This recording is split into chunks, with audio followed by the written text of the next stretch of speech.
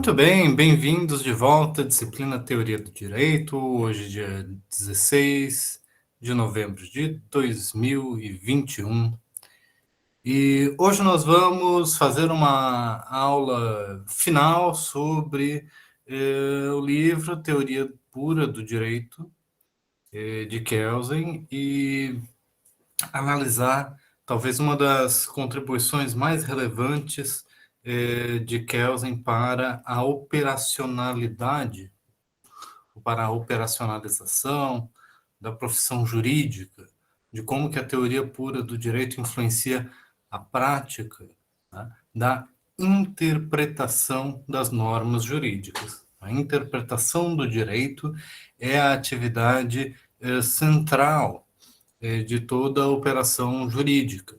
Tá? Então, vamos analisar o capítulo que Kelsen se dedica a discutir o problema da interpretação. Tá? E, além disso, a gente também deve aproveitar esse momento para fazer algumas críticas à teoria de Kelsen e fazer uma espécie de avaliação para ver o que ele, de certa forma, acerta, o que ele deixa de lado, o que era importante abordar e que ele não alcança. Tá? Então, nós vamos fazer essa avaliação também nessa aula e para que nas próximas a gente possa vamos fazer uma ponte entre a teoria positiva de Kelsen e a contemporaneidade. Maria Isabel comenta assim, prof, júri e normas jurídicas são sinônimos? Peraí. Normas júri, normas jurídicas? Eu não entendi exatamente a pergunta, Maria Isabel. Você pode comentar aqui para gente? Fique à vontade para usar o microfone.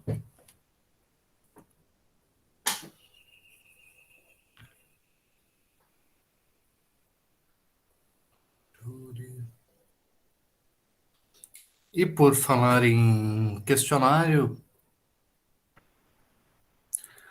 o primeiro questionário já está corrigido, né? Eu acredito que vocês tenham acesso às notas de vocês, tá? Me falem aí se vocês conseguem acessar normalmente. Fernanda, Oi, prof, bom dia, dá para me ouvir? bom dia. Sim. Eu tenho uma dúvida na primeira questão do questionário, que o senhor fala, o senhor fala assim, explique como Kelsen determina conceitualmente o objeto de estudo da ciência do direito. Eu fiquei muito confusa com o que o senhor quer dizer em ciência do direito. O senhor quer que eu explique a ciência jurídica, o direito, ou a teoria pura do direito? Ou os três, porque Kelsen acaba trazendo concepções diferentes do que é cada um. Claro que eles estão interligados, mas ainda assim são concepções diferentes. Uhum. E Kelsen tem um capítulo que é sobre a relação entre ciência e direito. Né? E ao longo do texto de Kelsen, ele fala sobre a ciência do direito. Qual que é o seu objeto de estudo, o que ela se propõe a fazer, a analisar. Então, é alguma coisa por aí, né? Vamos ver se a gente consegue ver. Vou recuperar aqui a questão. Ah, não, abri errado. Então, não sei se ficou claro, né? Mas você tem que pensar as respostas sempre a partir do material que a gente está estudando. No caso, são os capítulos da teoria pura do direito. E eu acho que nesses capítulos você encontra os caminhos, digamos assim, para falar sobre o que é a ciência do direito na teoria de Kelsen. Né? É diferente de pensar o que é a ciência do direito em geral. Né? O que é a ciência do direito dentro de todas as teorias do direito que a gente pode estudar. Nesse momento, a gente tem que focar nesse autor, nesse material. Então, o que Kelsen acredita que é científico? Porque para a teoria pura do direito, ele não se está analisando toda a complexidade do fenômeno jurídico. Você está restringindo o que vai ser estudado a um determinado perímetro. E essa demarcação, ela é funcional, porque ela é que determina a cientificidade da análise. Quer dizer, o fato do conhecimento estar delimitado proporciona uma análise científica.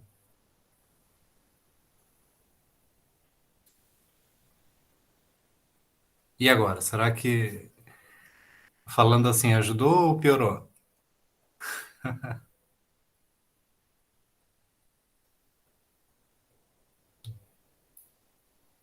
Estou abrindo aqui o questionário para ver as questões também.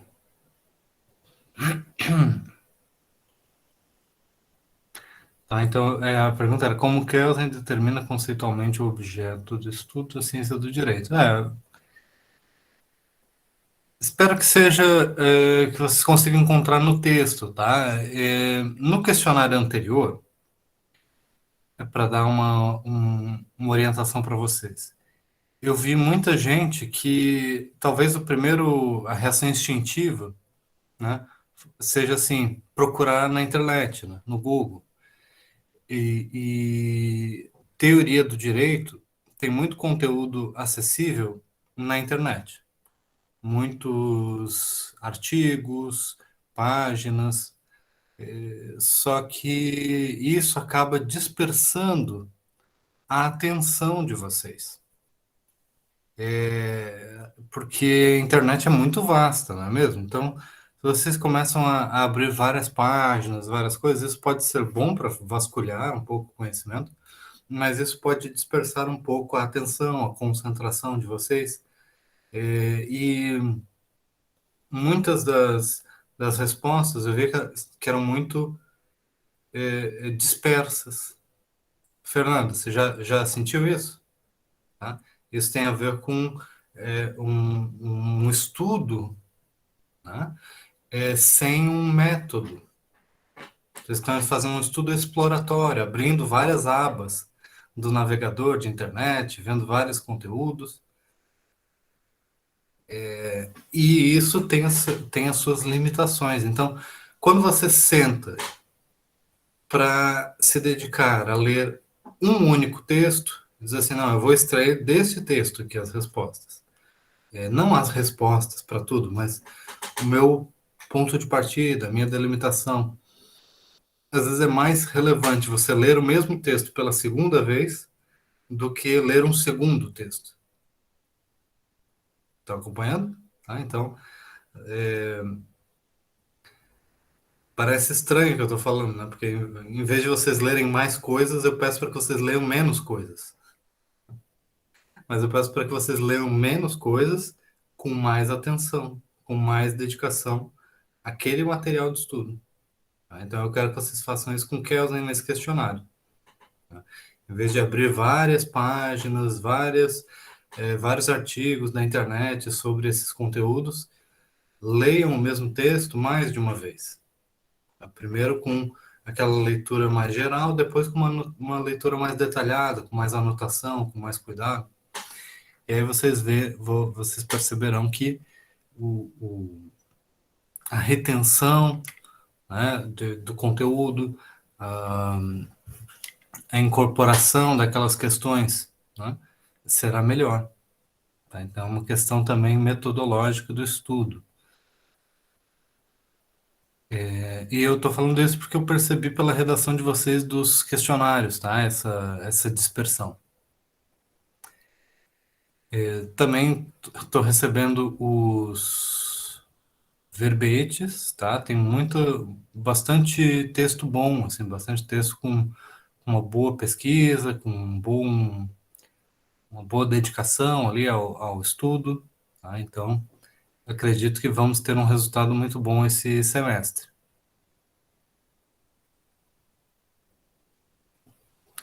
Certo, gente? Vocês tinham mais perguntas aqui de início? Fernanda, Marceli, fique à vontade para usar o microfone. Ô, professor, eu tenho uma dúvida em Diga. relação ao capítulo de Kelsen. Poderia tirar agora? Sim, sim, pode falar. É porque tem uma parte que ele fala assim, ó, vou citar. Se a norma fundamental pressuposta é formulada como a norma estatuidora de atos de coerção, o sentido subjetivo do ato em questão não pode ser interpretado como sendo o seu sentido objetivo, nem a norma que é o seu sentido subjetivo pode ser interpretado como norma jurídica, mas ambos têm de ser considerados como juridicamente relevantes. Eu fiquei meio em dúvida em relação ao que seria esse juridicamente relevante. Porque depois ele traz assim, mas assim, a ciência do direito precisa levar em conta o que é juridicamente relevante. Por que que, só por não ter uma sanção nessas normas, que é basicamente essa parte do texto, ele fala assim, uma norma que não possui uma sanção para a conduta oposta. Por que só por não ter uma sanção seria juridicamente relevante? Tá. Primeiro me ajuda a localizar essa frase no texto. Qual que é o capítulo? Qual que é Primeiro a capítulo pas- é a passagem deveres jurídicos sem sanção. Ah, tá. Tá. E aí a sua dúvida ficou a respeito de Por que que é juridicamente relevante só por não ter uma sanção juridicamente relevante ou irrelevante? irrelevante? Ah, tá. Por que que é juridicamente irrelevante Uma norma só por ela não ter uma sanção. uma norma sem sanção? Tá. Então isso é uma questão importante para a gente fixar bem, entender bem a teoria de Kelsen como um todo, tá? Então a gente precisa voltar à própria concepção fundamental do positivismo jurídico. Lembram que lá no início do semestre, no primeiro questionário, uma das questões era sobre o que diferenciava uma norma jurídica de outros tipos de normas, né? Normas sociais, normas morais. E para o positivismo, o que diferencia a norma jurídica de outras normas sociais, primeiro está relacionado à questão da validade, né? O positivismo ele se preocupa com a questão da validade. Mas especialmente Kelsen destaca que a validade não é a única questão. Também existe o elemento da coerção, a coercitividade. Justamente porque coercitividade está associado ao Estado, da mesma forma como a legitimidade está associada ao Estado. Então, faz parte da própria definição de norma jurídica para a teoria positiva do direito, que as normas jurídicas têm esse elemento de coercitividade, de que as normas jurídicas elas não são de cumprimento voluntário, elas são de cumprimento obrigatório. E essa coercitividade, ela se manifesta na estrutura da norma jurídica pela prescrição, né, normativa na forma de sanção. Quer dizer assim, a norma é de cumprimento obrigatório. Tudo bem. A gente pode dizer isso de maneira geral. Mas o que significa dizer que essa norma é de cumprimento obrigatório se ela não traz um dispositivo sancionatório? Tá? Então, a estrutura de sanção faz parte até da redação da norma, muitas vezes, que é a seguinte, né? Você deve fazer tal coisa, né? Sob pena de, né? Ou se não fizer isso, então tal consequência. E aí essa é a conexão da norma jurídica com o mundo empírico, né? Ela vai autorizar uma ação de fato, especialmente por parte do Estado. Então, sempre quando o Kelsen vai pensar naquilo que é juridicamente relevante, né, ele vai pensar, esse juridicamente ele pressupõe a coercitividade, pressupõe esse caráter de sanção. Vamos ver aqui, Ana Bonfim escreve, mas existem normas sem sanção, ou apenas tipos de sanção que não seriam jurídicas. Tá? O próprio capítulo 1 também tem um tópico sobre isso. Tá? O que são normas sem sanção? E a existência de normas sem sanção significa que elas não são, que o direito não tem coercitividade? Exato. Por isso que a gente precisa ler esse texto várias vezes, não é uma vez. Eu mesmo já li diversas vezes e ainda me pego tendo que voltar, tendo que olhar qual que é a passagem que a gente está falando, né, para fazer assim uma interpretação completa. Então eu estou mencionando para vocês que essa parte da sanção ela está expressa geralmente na norma, né, de qual que é a sanção que será aplicada. É um dispositivo da própria linguagem da norma. Só que nem sempre, né, uma norma jurídica vai ter essa mesma estrutura. Então, às vezes, você vai ter uma norma jurídica que aparentemente não tem sanção, mas ainda assim ela é uma norma jurídica.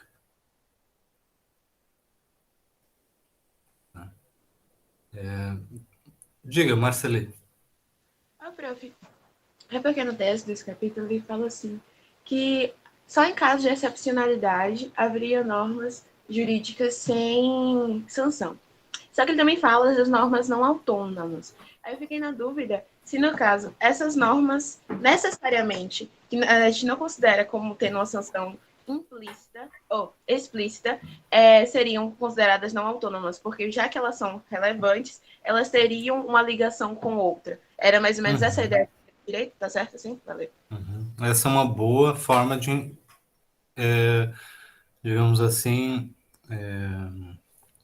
juntar as pontas soltas, né? Quando a gente lê uma passagem do texto, às vezes fica uma ponta solta, mas lá depois a gente reconecta, né? Então é isso. Eu lembro uma vez estava discutindo com outro professor de teoria do direito sobre esse tipo de questão, né? De normas sem sanção e a gente falava sobre o suicídio e a proibição, suposta proibição do suicídio, né? A gente não tem uma norma sobre isso explicitamente, né? Mas muita gente diz assim que não tem como fazer uma norma proibindo o suicídio porque a punição para a pessoa seria irrelevante, né? Uma vez que ela comete suicídio, não existe sanção possível. Então, existe tradicionalmente uma discussão sobre isso. Não sei se vocês já pararam para pensar sobre isso, já ouviram falar disso.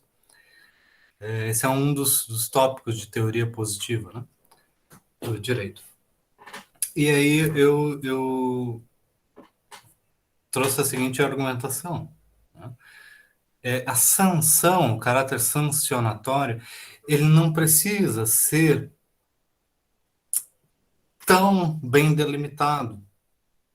Tá? Então, uma pessoa faz uma coisa, aí depois o Estado vai lá e aplica uma punição, ou coisa assim. Tá? Essa é uma das estruturas normativas de caráter sancionatório. Essa é a mais tradicional. Tá? Então, matar alguém, tantos anos de prisão. Essa é uma estrutura de sanção bem clara, bem definida. Agora, o caráter sancionatório,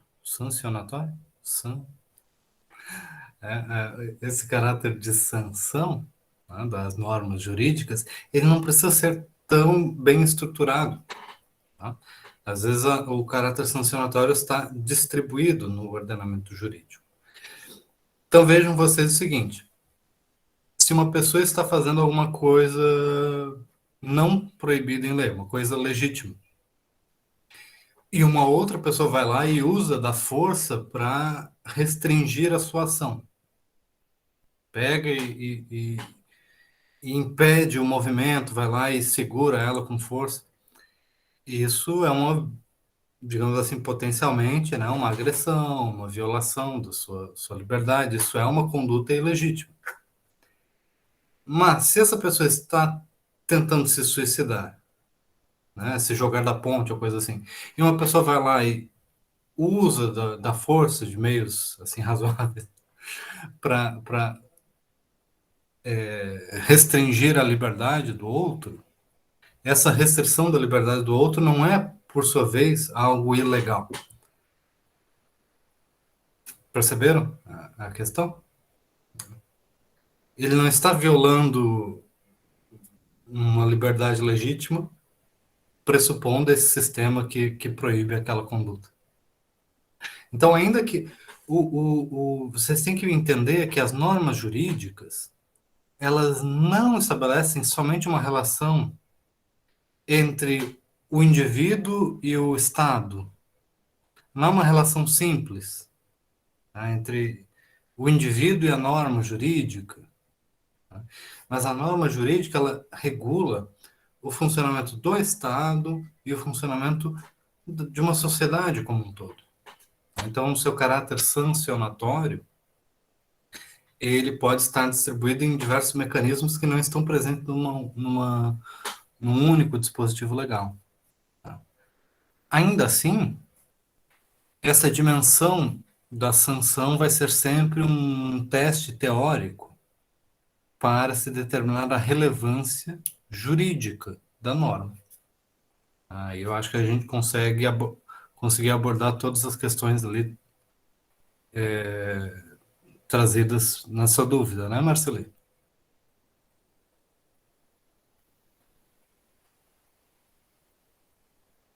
Ótimo, ótimo.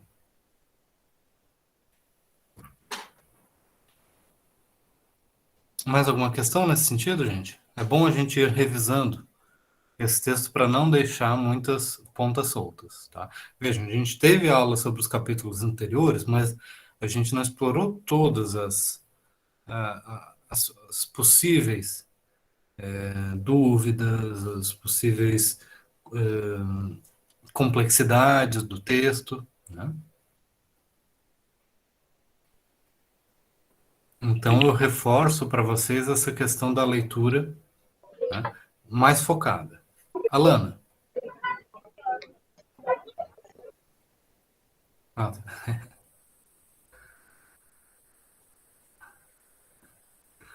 ok, muito bem. Então, ai, vamos dar sequência aqui à nossa leitura do... Deixa eu ver qual capítulo que nós vamos abordar. O capítulo 7º. Então, vamos analisar o capítulo sobre a interpretação do direito em Kelsen. Tá?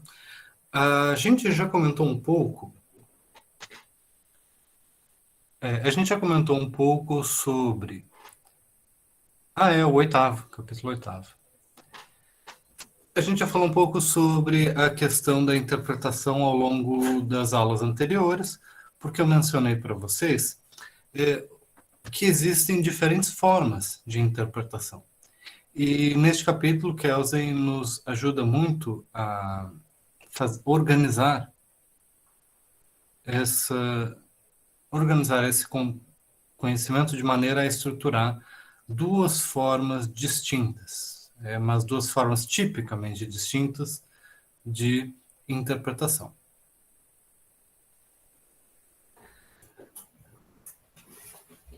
Então, a interpretação vai ser estruturada por dois eixos. Ela poderá ser autêntica ou não autêntica. A autenticidade da interpretação está associada ao problema da legitimidade. mas a legitimidade num sentido técnico, num sentido estritamente jurídico. Né? Para cada aplicação da norma jurídica, né, existe de maneira pressuposta, né, uma questão de competência. Competência é uma palavra muito importante para o direito. E, por acaso, né, para a gente, competência é uma palavra que tem um sentido no senso comum e tem um sentido jurídico. A gente precisa separar esses dois significados. Tá? O que é uma pessoa incompetente no senso comum? É uma pessoa que não faz o trabalho direito, ou que não tenha muita habilidade, incapaz de fazer algo corretamente.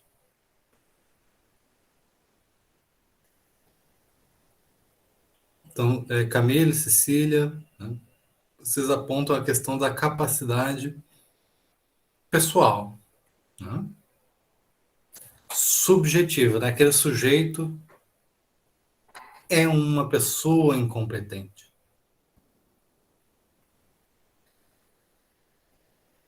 Mas, né, uma argumentação jurídica plenamente válida é apontar a incompetência de um juiz. Então, quando a gente fala da incompetência de um juiz, do magistrado, a gente certamente não está falando sobre os elementos subjetivos, né, da sua atuação. Mas existem elementos objetivos da competência. Tá? Então, a definição técnica de competência, ela pressupõe uma referência a uma determinada norma jurídica. Tá? Porque são sempre normas jurídicas que atribuem e determinam a competência para fazer algo dentro do mundo do direito. Então, uma norma jurídica que atribui uma função jurisdicional a uma pessoa estabelece uma competência. E é assim que uma norma jurídica ela estabelece a competência de um órgão jurídico. Então, as normas elas estabelecem outras normas ou outros órgãos que irão emitir outras normas. E assim vocês lembram que o direito positivo é uma estrutura que se auto-reproduz, quase como um ser vivo da biologia. Né? São normas jurídicas que conferem a uma pessoa status de órgão jurídico e esse órgão jurídico vai produzir o quê? Outras normas jurídicas. Né? Então, um juiz, né, que é competente, ele é competente porque uma norma jurídica atribui para ele um encargo, né, de julgar determinadas causas dentro de uma determinada área do direito.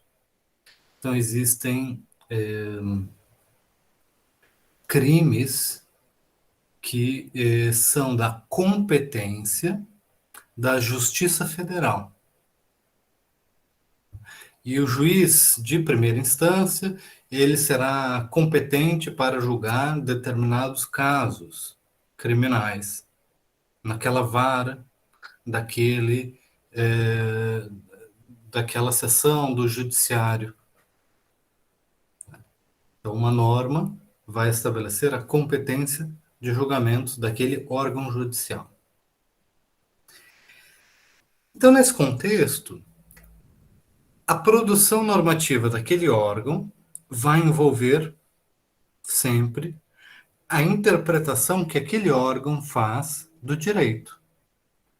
A interpretação que aquele órgão faz, primeiro, da sua própria competência e das demais normas jurídicas relevantes para a sua atividade. Ao atuar juridicamente, é indispensável essa atuação o processo de interpretação. Nenhum órgão jurídico irá funcionar sem interpretação. A interpretação não é. Vejam vocês o quão importante é essa. Vamos fazer uma pausa, uma ênfase aqui. Tá? Isso é alguma coisa que vocês devem carregar para toda a graduação de vocês e alguma coisa que será retomada lá na frente na disciplina de hermenêutica jurídica, mas eu quero enfatizar assim com vocês desde o início. A interpretação não é algo que se utiliza somente quando existe dúvida. Somente quando a redação não está clara. A interpretação não é isso. Esqueçam alguma coisa que talvez vocês nem tenham ouvido falar ainda. Esqueçam. O que é alguma coisa que vocês talvez nem tenham ouvido falar ainda, mas eu peço para que vocês já esqueçam de antemão? É a ideia de que quando existe clareza da norma, então não existe interpretação. Alguém já ouviu falar disso? Na clareza da norma, cessa a interpretação. Isso é um brocardo jurídico que os juristas romanos utilizavam. Tá? Para dizer assim, quando a norma está clara, você não precisa interpretá-la. A interpretação é alguma coisa que você usa em caso de dúvidas, em caso de controvérsias.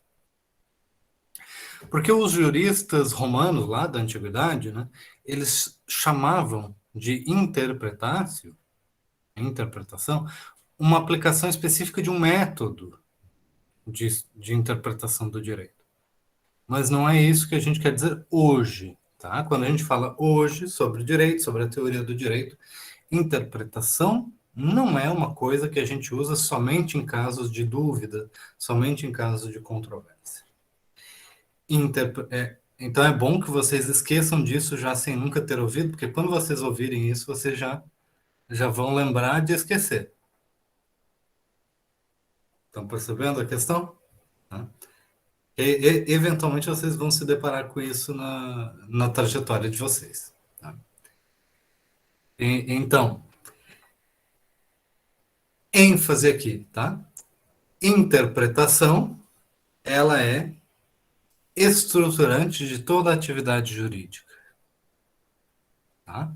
Não existe funcionamento do direito sem interpretação. Ok? Então marcamos isso com bastante força. Tá? Compreender, conhecer e aplicar o direito exige interpretação.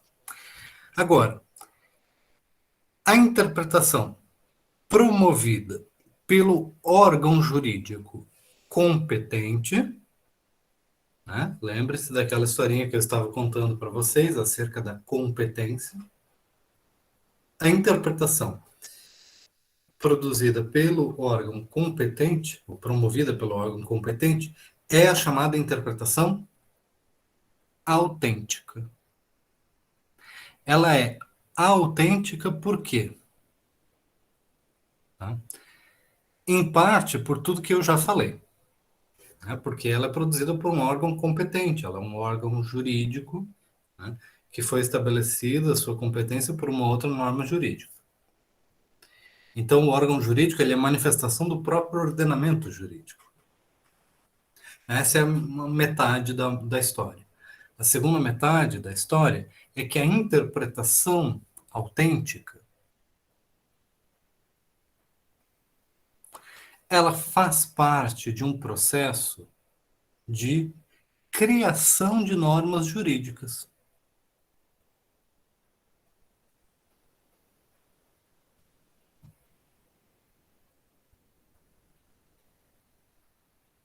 Quem consegue me explicar isto?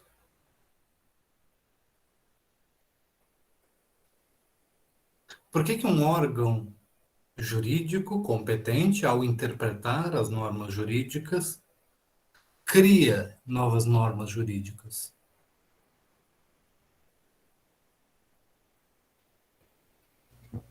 Professor, a gente Diga. pode partir da questão das analogias, Hum. que um jurista, ele linka uma norma a outra, vê que ela pode ser analisada de acordo com aquela norma já pré-existente. A partir disso, ele vai criando outra norma para encaixar naquele assunto. Então, a partir disso, são criadas novas normas, a partir das analogias.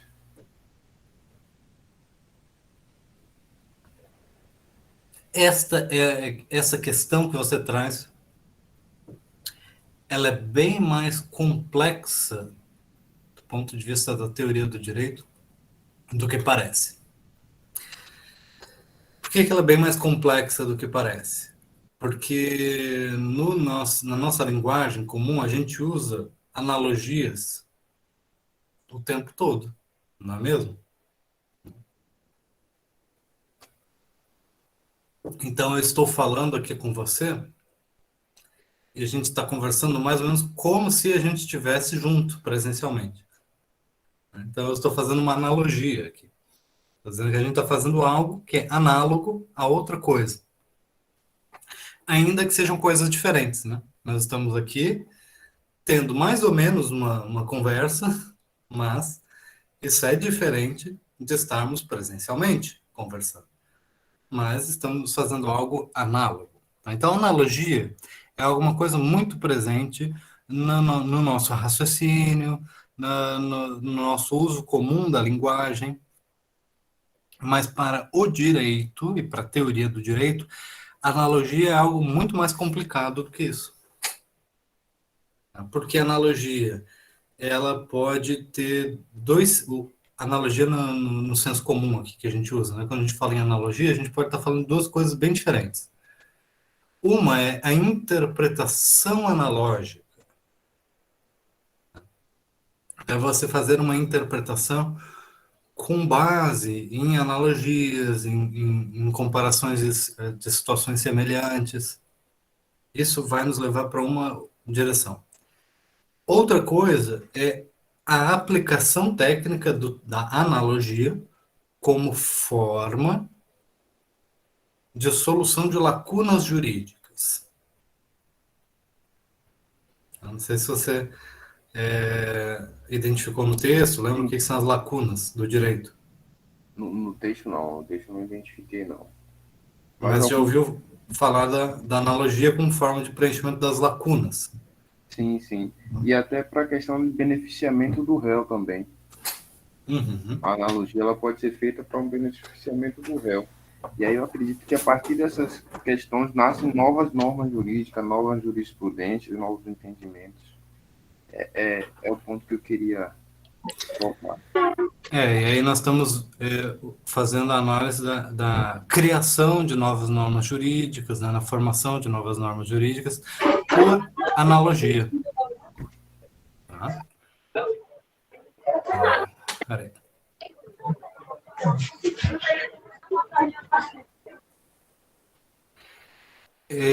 No entanto, só voltando aqui. Então, a analogia é um dos elementos assim, relevantes para o estudo da teoria do direito.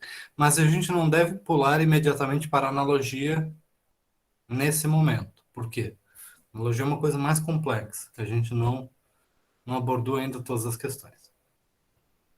Por que eu estou dizendo isso? Porque toda a atividade do direito vai envolver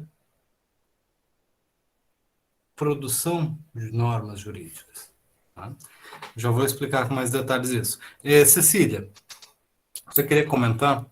Eu ia só, na verdade, tentar responder o que o senhor tinha perguntado, mas na hora que você falou das lacunas jurídicas, eu acho que eu Eu estava indo falar mais ou menos algo desse gênero, de que quando se interpreta a norma jurídica, pode-se perceber uma forma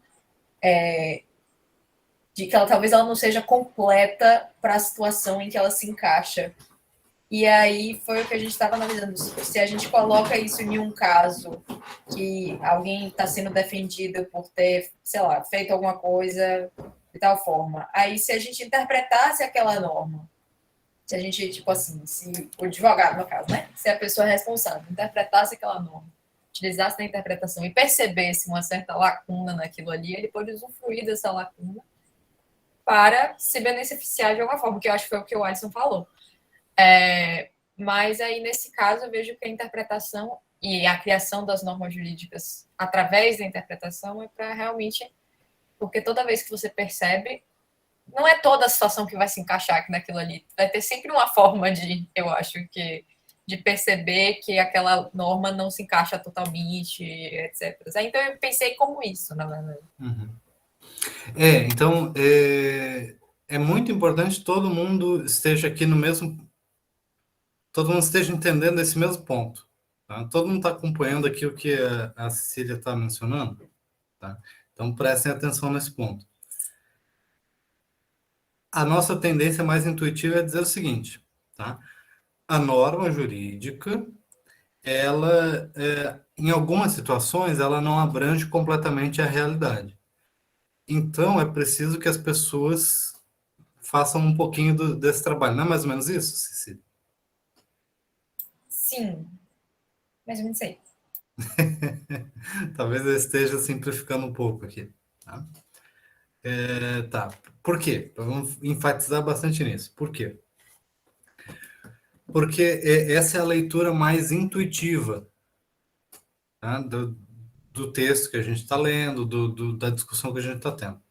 Eu quero que vocês, a partir desse momento, né, hoje é dia 16 de novembro, tá? Então, 8 horas e 16 minutos. Até então, a gente tinha essa interpretação intuitiva. Agora, a gente vai ir além da interpretação intuitiva. A gente vai ir para uma interpretação contra-intuitiva.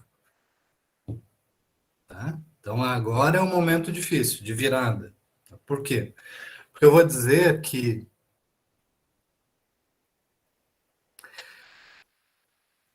toda norma jurídica não se encaixa na realidade. E que toda norma jurídica exige uma atuação ativa das pessoas, tá? Para a sua concretização. Tem uma norma jurídica que... vamos até colocar aqui, ó.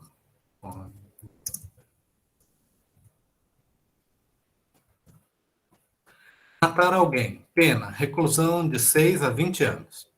Tá? Essa é uma norma jurídica. Presente no Código Penal. Agora vamos para uma realidade concreta. Joãozinho matou Zezinho. A norma jurídica do artigo 21 do Código Penal, matar alguém, pena, reclusão de 6 a 20 anos, ela é suficiente para dizer o que vai acontecer com o Joãozinho? Sim ou não? Não, certeza não. Com certeza no não. nosso ordenamento jurídico. Tá. Por que não? Porque se Joãozinho for um réu primário, se ele agir em legítima defesa, essa regra vai ser muito, mas muito relaxada. Em legítima defesa, ele não vai sofrer penalidade. E se for réu primário... Você já está apontando para outras normas jurídicas, né? Sim, sim. Então, primeiro de tudo, uma norma jurídica sozinha não faz verão, não faz direito, né? Vamos usar aqui uma analogia, tá? Uma norma jurídica sozinha não faz direito. O direito, né, ele é um ordenamento, é um conjunto de normas. Então, imediatamente, né, o Alisson já falou, não, mas temos que ver se é réu primário, temos que ver se é legítima defesa, temos que ver um monte de outras coisas que estão aonde? Em outras normas jurídicas. Então, a norma jurídica 1 vai ter que ser inserida num contexto de outras normas jurídicas. Esse é o primeiro passo. Agora tem um segundo passo, que também não está nem nas normas jurídicas exatamente, nós temos que ver, quer dizer, as normas jurídicas dizem assim, a gente tem que verificar autoria, materialidade. Foi mesmo o Joãozinho que matou? Se refere a uma interpretação dos fatos, do mundo empírico. Né? E Zezinho morreu mesmo?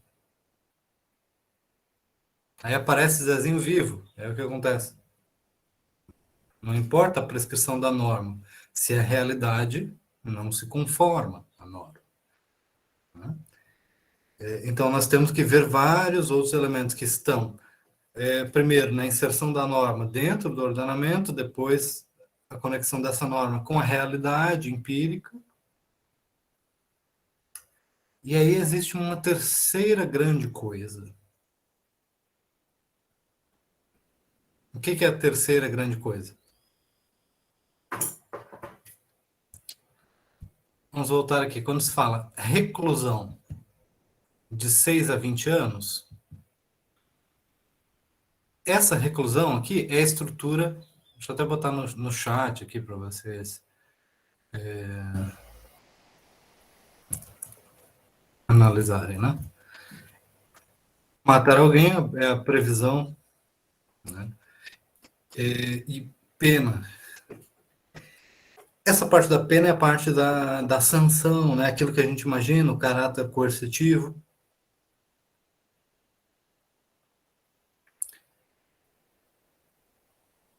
No entanto, a aplicação da sanção, ela requer a criação de uma norma jurídica específica. Tá? O Joãozinho vai cumprir a pena de reclusão de 8 anos. Com base em quê? Que vai ser 8 anos, ou 10 anos, ou 15 anos, ou 20 anos. O que vai determinar isto? Isso vocês já sabem, essa é uma pergunta assim, para a gente ir conversando. Por favor, Alisson. Seria O que com vai base na determinar isso? interpretação dos fatos, não? Na interpretação dos fatos que a mídia faz? Não. Na interpretação dos fatos que veio primeiro da Polícia Civil na investigação, depois apresentação pelo Ministério Público, depois pela interpretação do juiz que vai julgar aquele caso. Nós temos, então, você está apontando um processo complexo, né, em que várias partes participam do processo de construção, de uma interpretação, mas que tem um ponto final. Uhum. Esse ponto final, ele se dá de que forma? Do julgamento? Da pena? Seria? E quando que o julgamento acaba? Depois do trânsito em julgado, que seria a pena final, não? Não sei. Trânsito em julgado. Trânsito em julgado do quê?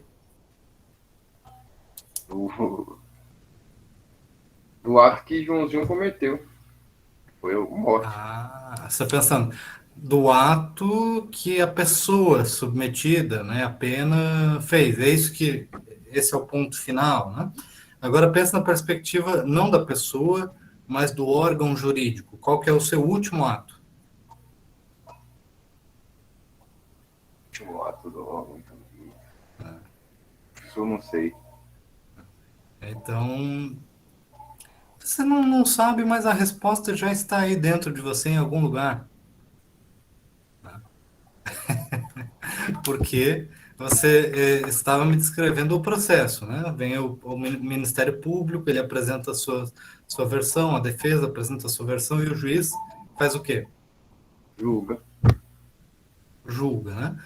Aí ele faz um julgamento, ele olha para a pessoa, ele olha com um olhar de julgamento, assim, você, pessoa. E aí ele só fica olhando ou ele faz Não, alguma ele coisa, sentencia, não. ele faz uma sentença.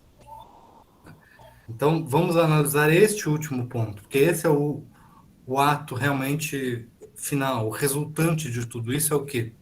Uma sentença. Não vai ter um processo que não vai estar orientado para ser concluído por uma sentença. A sentença, ela será o ato final. Ainda que seja para anular uma prisão, ainda que seja para arquivar um processo ou para condenar alguém, o processo ele vai sempre ser orientado para essa conclusão. Então vamos observar com mais detalhes a sentença. O que é a sentença?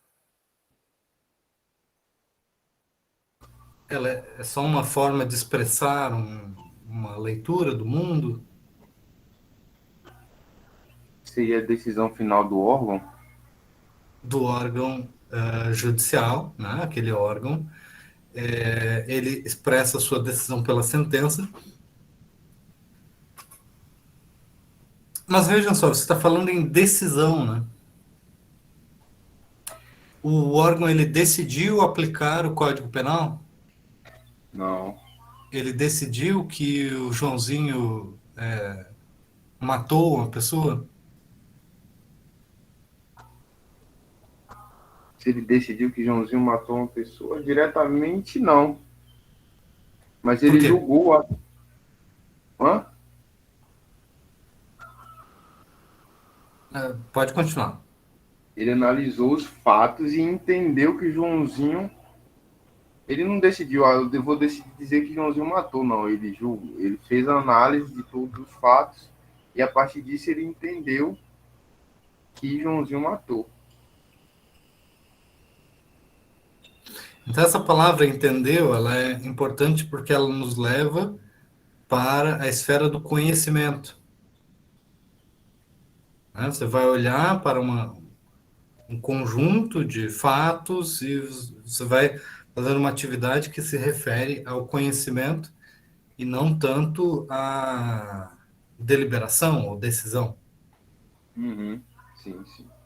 E até porque, se a gente olhar o artigo 121, professor, matar alguém é só o caput. Então, tem vários incisos, vai até o inciso 7, e com várias outras atenuantes, homicídio qualificado, feminicídio, homicídio culposo, casos de aumento de pena, diminuição de pena. Então, não é decidir, você matou, você vai preso. Não, você tem que entender aonde você vai encaixar, como foi, qual tipo de caso. Então, tem todo esse processo para até você chegar à sentença. E ao estabelecer uma sentença, para estabelecer a sentença, então, veja, você já concorda, foi necessário um processo de interpretação, não é verdade? Sim. Foi necessário um processo de interpretação das normas jurídicas e da própria realidade empírica.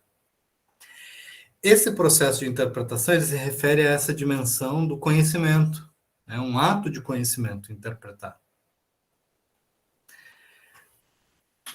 Se vocês já viram algum caso na televisão, nos jornais ou qualquer coisa assim, que uma sentença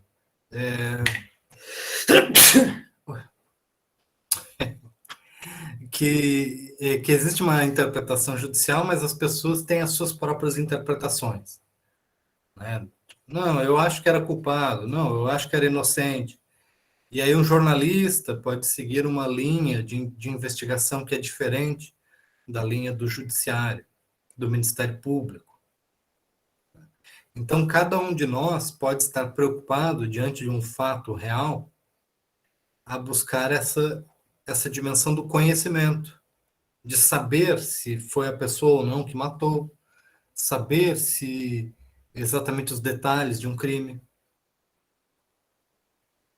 Então, nós também podemos fazer a nossa interpretação dos fatos, não é verdade? Mas qual que é a diferença entre a nossa interpretação dos fatos e a interpretação do juiz competente para julgar aquele caso, que expressa a sua interpretação através de uma sentença judicial. Maria Paula, nos ajude aí a explicar essa diferença.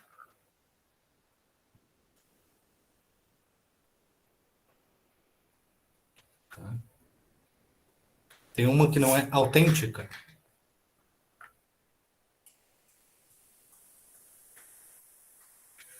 Mas o fato de não ser autêntico significa que ela é melhor ou pior? Ou não tem diferença?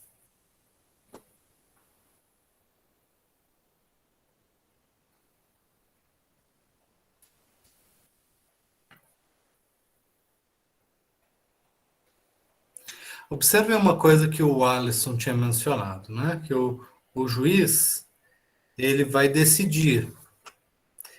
Mas aí quando a gente força um pouco essa palavra decisão, aí começa a ficar estranho, né? Não é que ele decidiu que a pessoa matou a outra, porque de certa forma não é uma decisão, né? Ou aconteceu ou não aconteceu. Então tem a ver com uma questão de conhecimento, de reconhecimento dos fatos, ou de conhecimento das normas. Se a norma proíbe ou não tal coisa. Então a palavra decisão, ela soa estranha, às vezes um pouco inadequada, quando a gente fala de uma decisão judicial.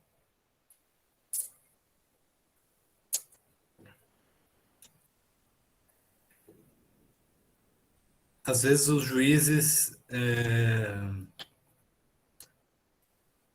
expressam um pouco nesse sentido, o sentimento de que a lei me obriga a decidir de tal forma.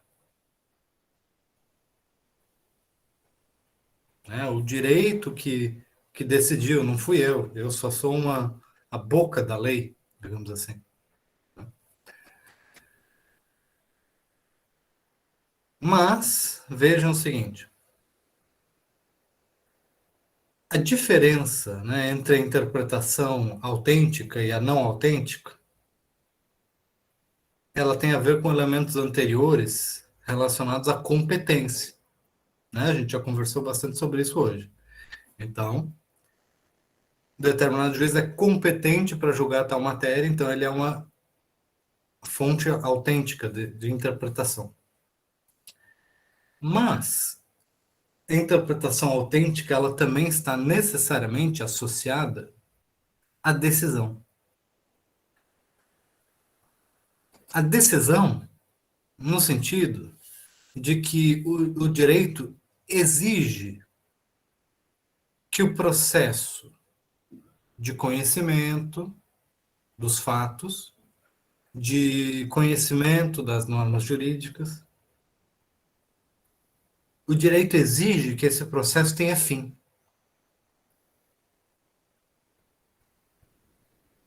O processo, ele não pode ser eterno. Às vezes a gente até se acostuma com o fato de que processos judiciais são longos e demorados. Mas o direito é estruturado de tal forma que o processo não pode ser eterno. Ainda que as dúvidas sejam eternas. Ainda que passem décadas e décadas, as pessoas ainda olhem para o passado e se perguntem, será que aquela pessoa de fato era o assassino daquele caso? Um serial killer e tal? Por isso existem tantos filmes, tantas histórias de crime. Digamos assim, histórias não encerradas. Mas, do ponto de vista do direito, é sempre necessário um encerramento. Ainda que o encerramento seja o arquivamento, né, seja a absolvição por falta de provas, ou a prescrição. Né? Já ouviram falar da prescrição? A forma de encerrar juridicamente a questão. Então vejam que do ponto de vista do direito, essa parte do conhecimento, ela tem que chegar a um final, tem que chegar a uma decisão. O conhecimento jurídico, ele não é um fim em si mesmo para os órgãos jurisdicionais. Então, a interpretação autêntica, ela vai estar necessariamente associada à produção de normas jurídicas.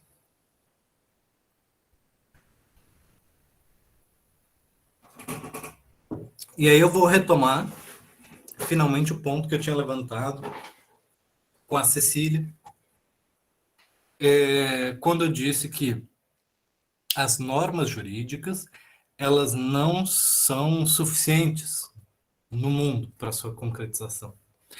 Porque a atividade dos órgãos jurídicos sempre vai envolver a produção de novas normas jurídicas.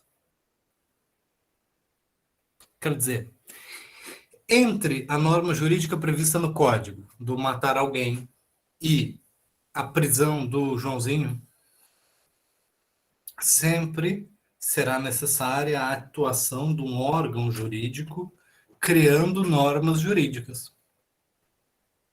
A sentença judicial, tipicamente, é uma norma jurídica que está sendo produzida pelo órgão para aquela pessoa. E todas as demais pessoas da sociedade e todo o Estado também. Mas ela é individualizada para aquela pessoa, dizendo que aquela pessoa sofrerá a sanção do Estado. Mesmo uma decisão judicial intercorrente ao processo, quer dizer, que ocorre mesmo sem o final do processo, mesmo sem a sentença. É possível que uma pessoa seja presa em caráter provisório, caráter temporário, sem ter sido condenada. Já ouviram falar assim de um caso em que a pessoa é presa sem ser condenada? Né? Ainda assim, a decisão judicial que estabelece a prisão preventiva, por exemplo, o órgão judicial, que é o juiz, num caso específico, o órgão judicial ele produziu uma norma jurídica particular. Ela diz, aquela pessoa delimitada, aquele fulano, não outro, aquele lá, agora pode ser levado sob custódia pela polícia para ficar preso em tal lugar até determinado momento, ou até que cesse tal condição, dentro de um determinado prazo. Então, nem se chegou ao final do processo, nem se declarou culpa ou inocência, mas já é tomado já se faz um dispositivo que está relacionado ao processo de criação de normas jurídicas. Tá? Então, o órgão, ao fazer a sua interpretação autêntica, ele cria uma norma jurídica. Agora, vejam isso agora com atenção, novamente. Eu acho que o Alisson tinha trazido a questão da analogia.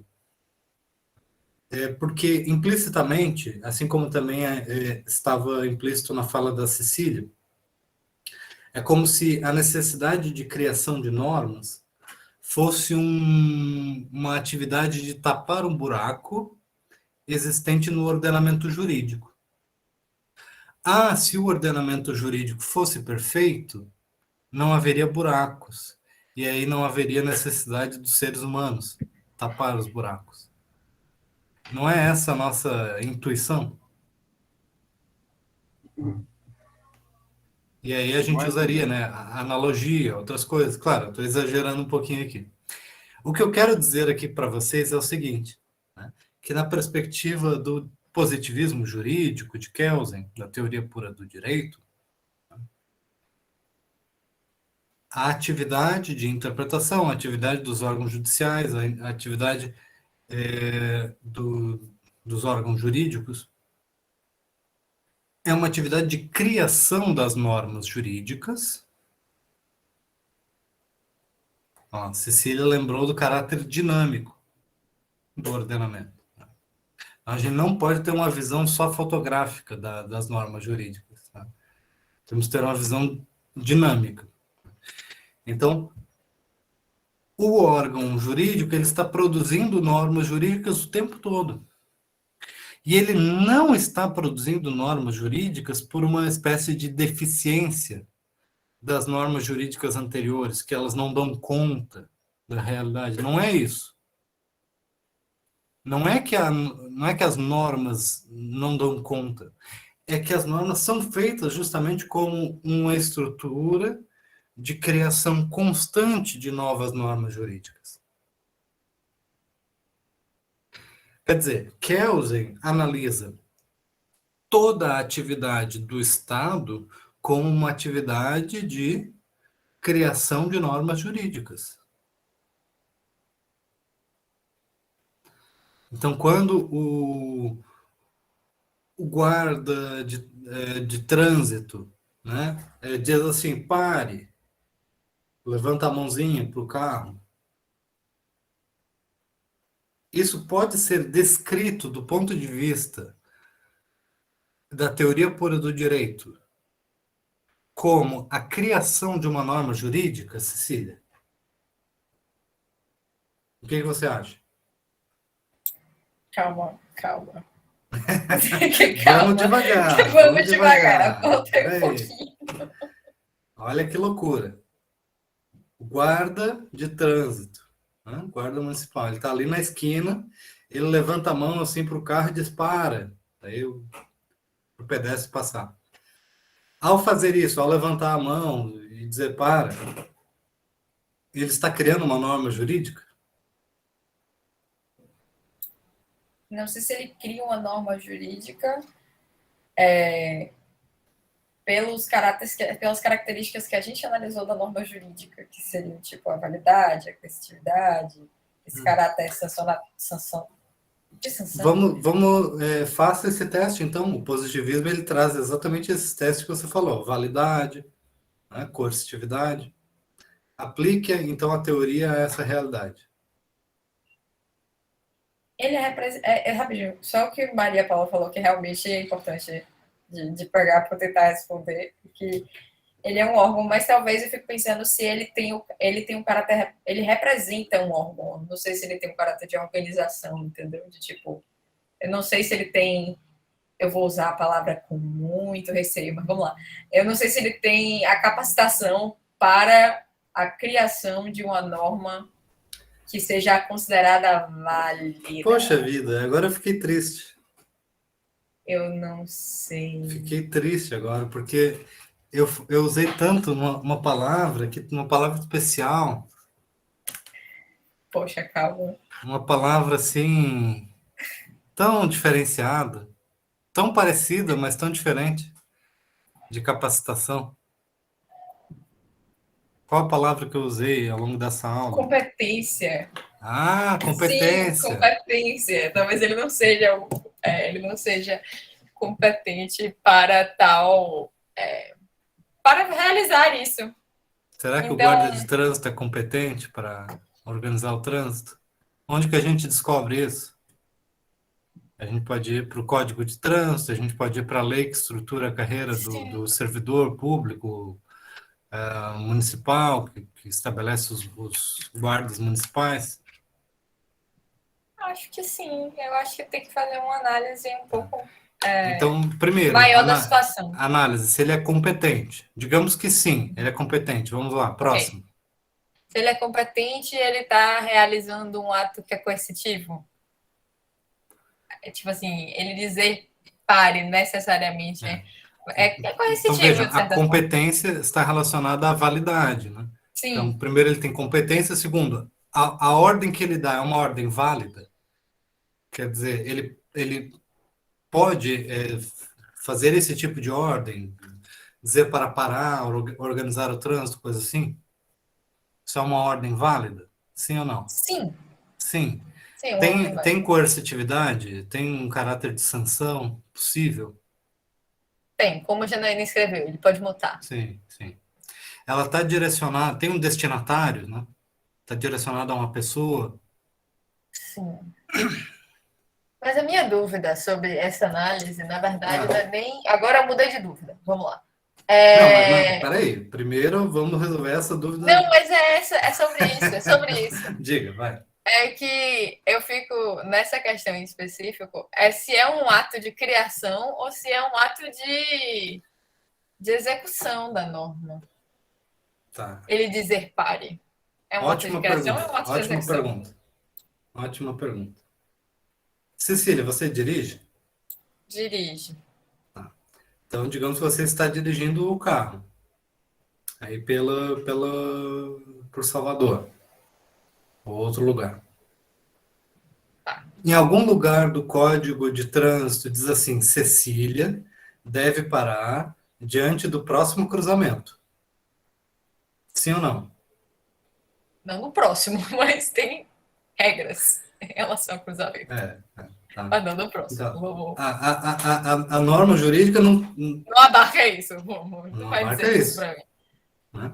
Agora, quando o guardinha levantou a mão e disse para você especificar de parar naquele julgamento, naquele cruzamento,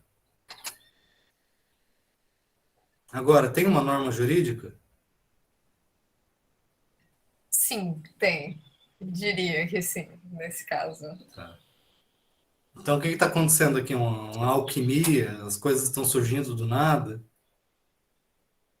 Que Ele tipo de cria a bruxaria é norma, essa? de fato. Ele cria a norma, mas a questão comigo é que É essa tão norma difícil aceitar isso, existe. não é É verdade? bizarro, porque ela vai existir em um lugar muito específico do mundo, entendeu? Então, Sim, sim. teoricamente, ela não existe de Ela certa forma. existe e deixa de existir também É em imediatamente. 2 segundos. Tem uma existência breve, Sim. fugaz. E o dinamismo. Entendi. Viu como é difícil? É difícil não no sentido de que é difícil de entender. É porque é contraintuitivo.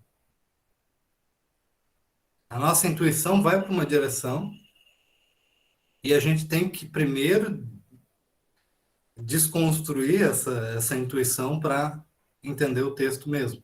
Entender exatamente. Tá fazendo mais sentido agora? Maria Paula, fala um pouco então sobre o que você está tendo dificuldade. Professor, eu viajei legal nessa parte aí do guarda cria ou não. Ele cria ou não, Norma? Pois é, então, mas veja, a Marcele colocou ali no chat, ele cria. Isso resolveu a sua dúvida? Pronto, ele cria, não é isso? A dúvida é sobre qual é a resposta ou a dúvida é porque você não entendeu o caminho até a gente chegar na resposta?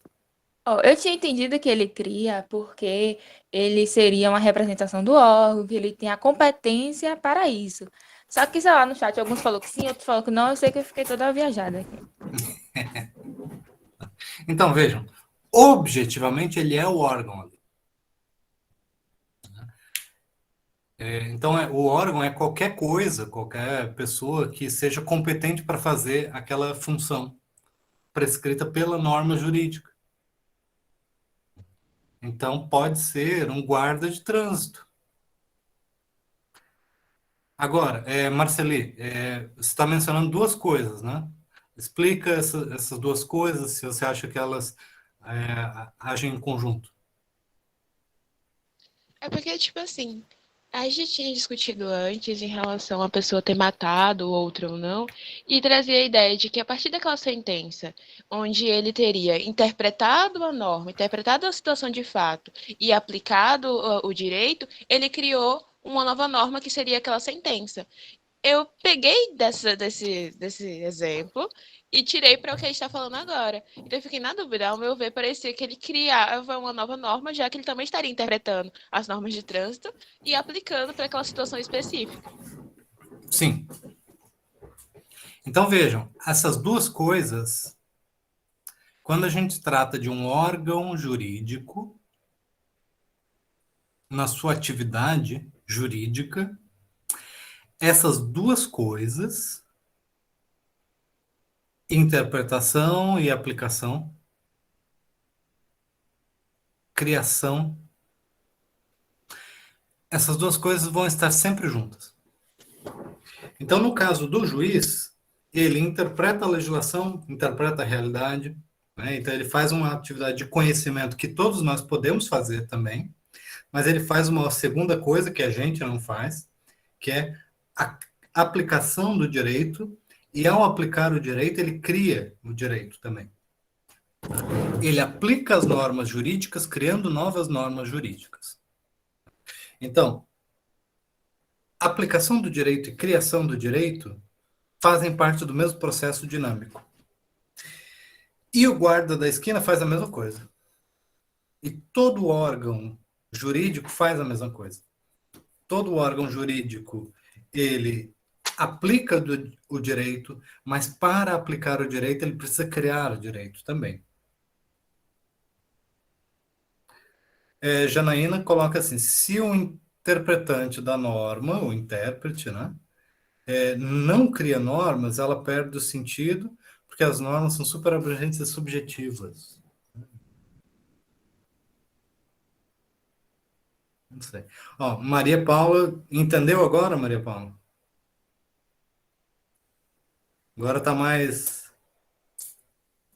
Diga, Cecília. Uma dúvida. Nesse caso, então, a gente teria que desvincular totalmente a ideia, que é um pouco, é bem intuitiva, de que a norma necessariamente precisa estar redigida em algum canto, né? Uhum, Ok. sim. Porque eu Então, acho que isso é uma norma confusão. jurídica é diferente de texto legislativo. Ok. Ok. Isso é bem importante, né? Então, a norma é diferente do texto, né? O texto, na verdade, é um dos instrumentos possíveis para a norma, né? Mas, como a gente viu nesse exemplo,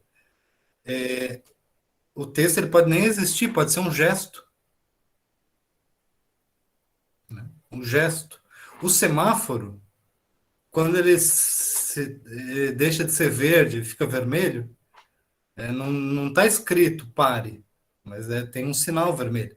E aquilo ali já é um dispositivo. Dalila. Ô, professor, o senhor falando agora essa observação, eu fiquei em dúvida. No caso, tipo, se a gente descumprir a norma,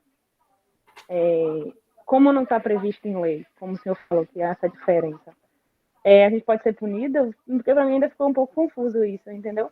Porque como o senhor falou do sinal da mão, aí, tipo assim, se eu quiser ignorar o sinal do guardinha lá e passar direto, tipo, vou ter algum tipo de sanção, entendeu? Porque como o senhor falou, não está previsto. Ótima pergunta, porque essa é uma norma nova, né? Então, quer dizer, por que eu sou obrigado a respeitar ou não? O que vai acontecer, né? Se eu não respeito? E aí eu pergunto, por onde que a gente começa? Né? A gente tem que olhar para o ordenamento jurídico, então a gente vai olhar, primeiro, se a gente tinha mencionado a questão, né, se ele é competente ou não para aquilo. Então, em algum lugar, tem a competência daquele órgão, daquela pessoa. Né? Temos um código de trânsito que diz que aquele órgão tem exatamente aquela função e que você tem a obrigação de cumprir com aquelas ordens naquele contexto. Né? Ou às vezes tem uma lei municipal. Em outras palavras, né? O processo de criação de novas normas jurídicas, ele está vinculado à existência de normas jurídicas anteriores. Tá vendo? Então, é um processo de produção de novas normas, mas novas normas que estão baseadas em normas anteriores. Por isso, vocês têm que sempre lembrar, né, que o positivismo ele traz a ideia de que o direito ele está criando a si mesmo, ele está criando mais direito ao longo da sua operação normal.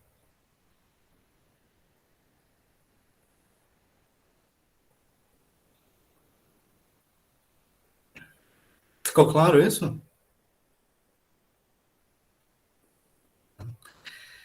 E aí, agora, para encerrar, Cecília, quando você fala sobre texto legislativo seria teoria estática, tá? Então, assim, quando a gente vai falar de teoria estática ou dinâmica, nas duas situações a gente está falando de norma jurídica. E a diferença importante entre norma jurídica e texto, né, é que o texto vai ser instrumento de expressão da norma jurídica. Mas a norma jurídica é algo que não está no texto, porque a norma jurídica não está no mundo. Mas aí a gente já vai entrar num problema filosófico um pouco mais assim, né, desafiador, né, que é onde estão as normas jurídicas.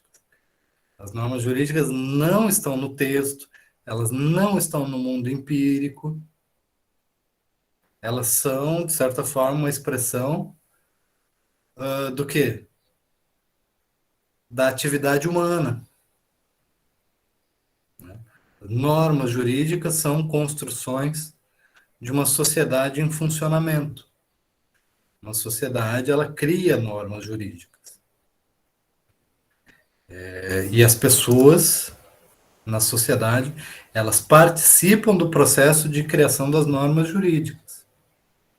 Mas as normas jurídicas, elas não estão em nenhum lugar delimitado, né?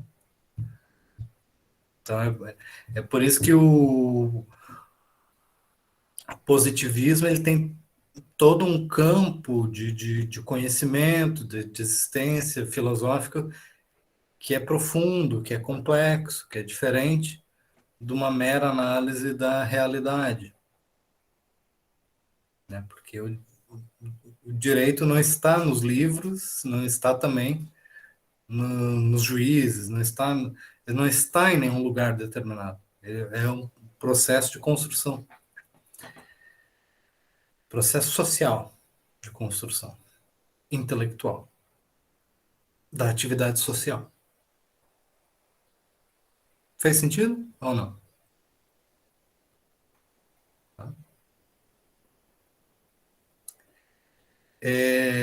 Eu acho que a melhor analogia talvez seja a dos planos, né? Cecília, você tem planos para o futuro, né? Onde é que estão os seus planos? Né? Estão na sua cabeça, talvez nas suas anotações, né? Mas eles são projeções para o futuro, né? O que você quer fazer, tudo mais. Então, as normas jurídicas, elas têm um pouco essa característica, né, ontológica dos planos, né? Eles estão conectados com a realidade, porque eles são voltados para a realidade, mas eles não são a mesma coisa que a realidade. E eles estão... Para que eles existam, é preciso que pessoas de verdade existam também, né, para pensar os planos. Então, esses são alguns direcionamentos epistemológicos da teoria do direito. Tá bom, gente? Então, espero que vocês tenham agora uma boa bagagem, digamos assim, de teoria do direito, tá? De Kelsen. Estamos chegando, né, nas nossas últimas aulas do semestre, tá? Mas temos aí ainda mais, pelo menos 2 semanas de aula para a gente também fazer aquela crítica, para a gente pensar um pouco além da teoria do direito, da teoria pura, pensar um pouco sobre concretização das normas jurídicas, tá? Tem novas formas de risadas agora no chat, com xixi e que a Marceli está nos ensinando aqui. Então, KKKK é o mais tradicional, né? Então, é isso, gente. Até semana que vem. E acompanhem aí o canal, fiquem de olho nas outras aulas, se cuidem e até mais.